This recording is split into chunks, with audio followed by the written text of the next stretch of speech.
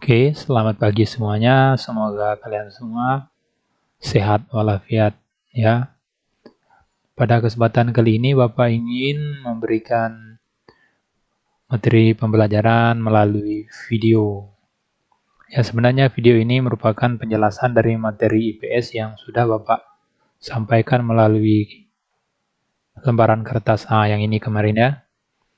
Mungkin kalau kalian agak bosan membacanya, Bapak jelaskan melalui video pembelajaran ini. Nah, ini materi pembelajarannya. Pengaruh keunggulan lokasi terhadap kegiatan komunikasi. Ya. Oke, nah ini dia. Komunikasi itu dilakukan dengan dua cara. Yang pertama namanya komunikasi verbal atau lisan. Yang kedua itu namanya komunikasi non-verbal. Apa itu komunikasi verbal? Komunikasi verbal itu adalah komunikasi yang dilakukan dengan bercakap-cakap dengan bahasa yang saling dimengerti. Berarti kalau kita bercakap-cakap atau ngomong antara yang satu dengan yang lain, itu namanya komunikasi verbal. Nah, lalu apa komunikasi nonverbal? Komunikasi nonverbal ini berarti kita itu berkomunikasi tidak dengan berkata-kata. Seperti apa maksudnya? Nah ini, kita berkomunikasi dengan orang itu menggunakan bahasa tubuh. Atau bahasa Inggrisnya body language. Nah, seperti apa sih komunikasi menggunakan bahasa tubuh? Ini dia yang pertama, menggelengkan kepala. Kalau kita menggelengkan kepala, berarti lawan pembicara itu tahu maksud geleng kepala kita itu seperti ini. Itu artinya kita tidak tahu atau mengangkat bahu. Nah, jadi tanpa berbicara pun kalau kita menggelengkan kepala, lawan bicara kita itu mengerti maksud kita ya. Nah, ini dia contoh komunikasi verbal. Di sini gambarnya orang sedang bercakap-cakap. Ini contoh komunikasi nonverbal. Nah, contoh bahasa yang digunakan sebagai alat komunikasi. Bahasa verbal itu, komunikasi itu, antara daerah yang satu dengan daerah yang lain itu berbeda-beda bahasanya. Ada ratusan bahasa, bahkan ribuan bahasa di Indonesia. Oke, tapi kita ambil garis besarnya saja. Contohnya ini nomor 1, masyarakat Aceh. Mereka berbicara menggunakan bahasa Aceh. Nah, kalau di Kalimantan ini ada bahasa Dayak, bahasa Dayak Danu, bahasa Melawi, bahasa Melayu, dan sebagainya. Nah, kalau di Bali ada bahasa Bali, di Sumatera sana ada bahasa Batak, kalau di Lampung juga menggunakan bahasa Lampung. Nah, lalu kalau kamu pergi ke Jawa, bahasa apa yang mereka gunakan? Bahasa Jawa. Lalu kalau di Madura, ada bahasa Madura.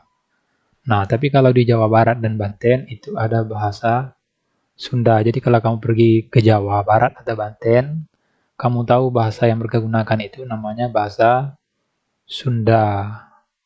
Ataupun mungkin kamu pergi ke Jakarta, mungkin mereka menggunakan bahasa Betawi. Ya, oke. Kalau di Nusa Tenggara ada namanya bahasa Sasak dan sebagainya. Ini Bapak ambil sedikit saja jenis-jenis bahasa yang ada di Indonesia. Nanti kamu juga bisa lihat di lembaran yang sudah Bapak berikan sebelumnya. Oke ya. Nah, kemudian lanjut, ini lokasi Indonesia berpengaruh terhadap cara berkomunikasi. Oke. Tapi walaupun bahasa di Indonesia ini banyak sekali bahasa daerahnya dari Aceh sampai Papua, tapi semua daerah itu, semua suku bangsa itu mengetahui satu bahasa pemersatu. Semuanya pasti mengetahui bahasa Indonesia. Jadi kalau kamu ke Aceh, kamu ke Papua, semuanya tahu yang namanya bahasa Indonesia. Oke ya. Ini pengaruh keunggulan lokasi terhadap perkembangan teknologi, informasi, dan komunikasi. Oke. Beda letak lokasi suatu wilayah. Letak lokasi itu misalnya Kalimantan, Jawa, Sumatera. Nah, itu dapat menyebabkan beda kegiatan ekonominya, beda sumber daya alamnya juga berbeda. Sumber daya alam di Jawa di sana keunggulannya berbeda dengan di Kalimantan. Dan kondisi tanahnya juga berbeda. Oke, lanjut. Ini contoh perkembangan TIK. Sekarang ini perkembangan teknologi itu sudah semakin maju, menghasilkan berbagai dampak positif dan negatif. Dampak positifnya, nah ini dia. Jual beli sekarang ini tidak hanya melalui kita pergi ke pasar, tapi kita juga bisa memesannya melalui online ya. Kemudian yang kedua, informasi sekarang ini cepat dan lancar. Dengan adanya WA dan segala macam, informasi itu dalam sekian detik itu walaupun jarak kita jauh, informasinya terkirim dengan cepat. Itu ya, pengiriman data juga cepat. Nah, ini dampak negatif perkembangan teknologi, informasi, dan komunikasi. Dampak negatifnya lunturnya nilai agama dan budaya. Yang kedua, kriminalitas.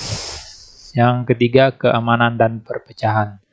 Jadi dengan adanya perkembangan HP dengan segala macam aplikasinya, Facebook, WA, Instagram, itu ada dampak negatifnya.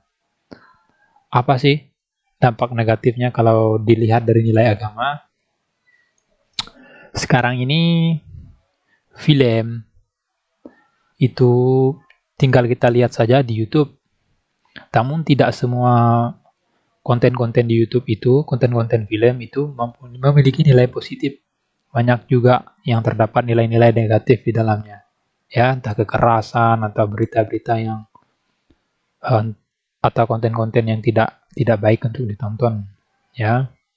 Nah, ini juga narkoba, ya. Kemudian kriminalitas. Nah, sekarang ini kriminalitas itu juga bisa dilakukan melalui Facebook, ada Twitter ini, WA dengan segala macamnya, lalu menyebarkan berita-berita hoax itu merupakan suatu kriminalitas ya. Jadi hati-hati mengirim berita-berita yang belum tentu kita tahu kebenarannya. Berita-berita yang diterus-teruskan dari yang satu ke yang lain kalau belum ada kejelasannya sebaiknya jangan kita teruskan kepada orang lain ya. Karena itu juga bisa merupakan penipuan. Apalagi kalau sekarang ini banyak mengirimkan data gratis, ya itu bisa dikatakan itu adalah suatu hoax. Nah ini dia. Yang ketiga, keamanan dan perpecahan. Nah ini gambar orang ditodong, ya. Dan yang terakhir ini gambar orang. Ini sepertinya akan disidang ya. Jadi itu materi kita pada hari ini. Bapak harap kalian belajar di rumah walaupun kamu tidak belajar di sekolah tatap muka seperti pada hari biasanya. Oke, sekian dan terima kasih. Jaga kesehatan, waspada corona.